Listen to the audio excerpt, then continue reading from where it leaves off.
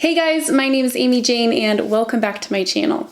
Today's video is going to be my thoughts and tips for wearing lipstick. My first tip and piece of advice is to just try it out. Go to the drugstore, they're really cheap lipsticks. The Maybelline and Milani, a couple that I have here, super cheap. Fun to try out different colors, see what works for you. Almost every place allows you to bring them back if they're not your color or you don't like them. So that's my first tip, is to just try it. I was never a lipstick person until I tried it. I've only been wearing lipstick now maybe 3 years or so, and it was kind of a brand new territory getting in there and trying different colors on. So just try it, see what you think. My second tip is a simple one, and it's to choose a color that is pretty similar to your natural lip color.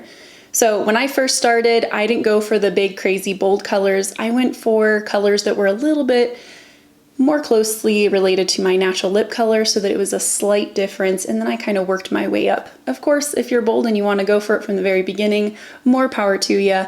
But for instance, I have the Milani Matte Naked 61.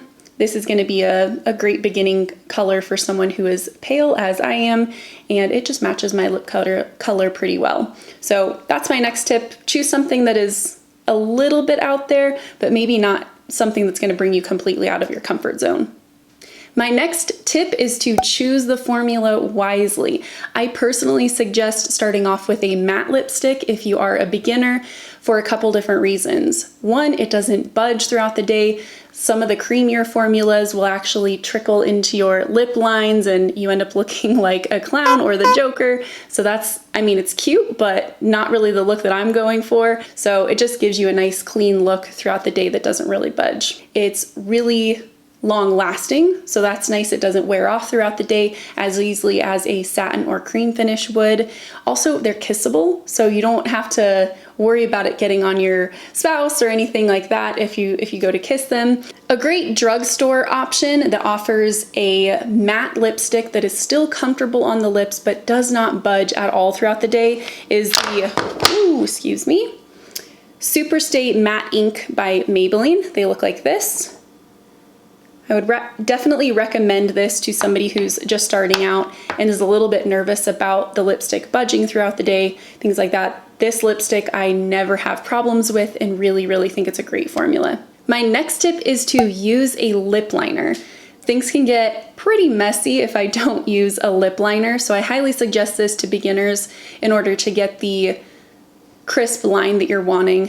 The drugstore has many different options for lip liners. I also really like the formula of ColourPop. It's not sold in the drugstore, but it is a very cheap product. I think it's $5 or $6 per lip liner. Those are creamy, they glide on really well, and they will just make your lipstick stay where it should and give you a nice line to not go over. Also, I recommend that the lip liner be a shade or two darker than your actual lipstick. And that's so that it gives it a little bit of definition. The colors don't need to be exact, and I'll show an example here.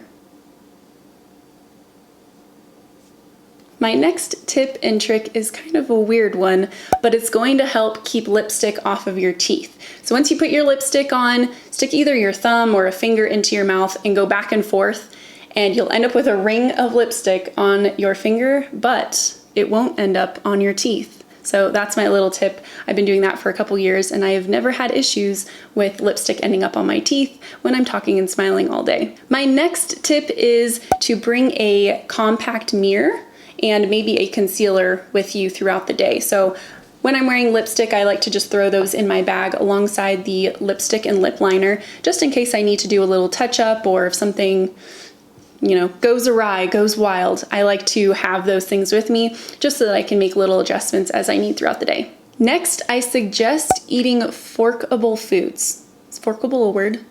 It is today. I suggest eating forkable foods, so pieces that are a little bit smaller that you can eat on your fork and go directly into your mouth, as opposed to foods like burritos or hamburgers, or even a salad where it's really messy and it's hard to get a small precise bite on there.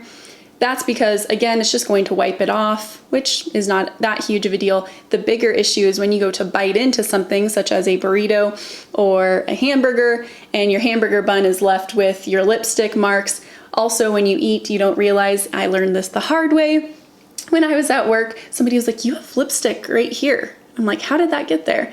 And I did an experiment when I got home, and I went to take a bite into something, and it pressed my lips up against my face. And so I had 2 other lines from my lipstick. So to save yourself a little bit of embarrassment, just eat Keable Foods, enjoy that meal, keep your lipstick staying nice all day. Speaking of eating and drinking, my next tip is to use a straw when possible.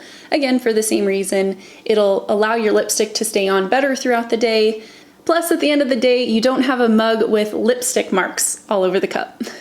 If you are anything like me, you have chronically dry lips, and this doesn't look pretty in general necessarily, but also with lipstick, it can really point out the dryness and the lines in your lips. So I suggest exfoliating the night before if you know that you're going to be wearing lipstick the next day, or at least just doing a little exfoliating the day of. So this can be from an exfoliating sanding cream, or I like to just sometimes use a Q-tip and just kind of rub it back and forth just to get the dead skin off and create a nice clean space for the lipstick to go onto.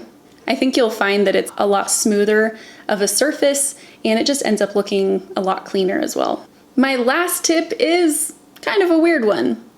It's to consider not wearing lipstick, depending on what's going on that day. If it's gonna stress you out, don't wear it. If your hair is gonna be down and it's gonna be super windy and it's gonna be stuck to you all day, don't do it. If you know you're gonna be eating burrito after burrito, just don't do it, just skip it. Put it on after the meal, put it on later. It doesn't need to happen that day. I love taking good breaks from lipsticks. I love wearing them on the occasion, but there's definitely a time and a place for it for me personally, and I don't wear lipstick all the time. I wear lipstick maybe 1 day out of the week, depending on what I have going on. So consider not wearing lipstick when appropriate. Check out my different lipstick videos. I have one for spring colors, one for fall colors, as well as my favorite reds. Leave me a comment down below with your favorite lipstick or your favorite lipstick tips. If you enjoyed this type of content, let me know by liking this video and subscribing. Thanks for stopping by, and I will see you next time.